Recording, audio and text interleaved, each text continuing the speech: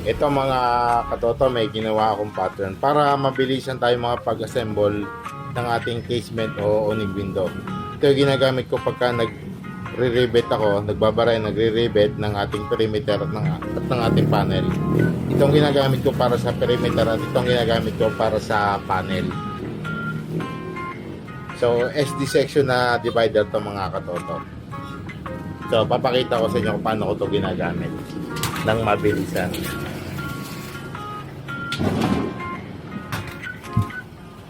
So, ilalagay lang natin ang ating bracket dito at diretsahan nating babarinaan at riribitan.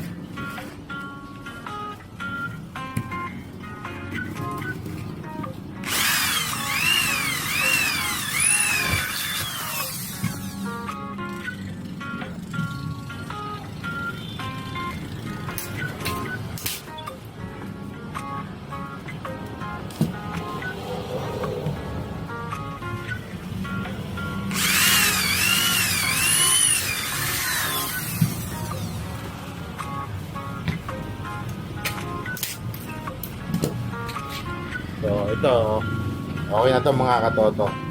Di ba mabilis mga katoto?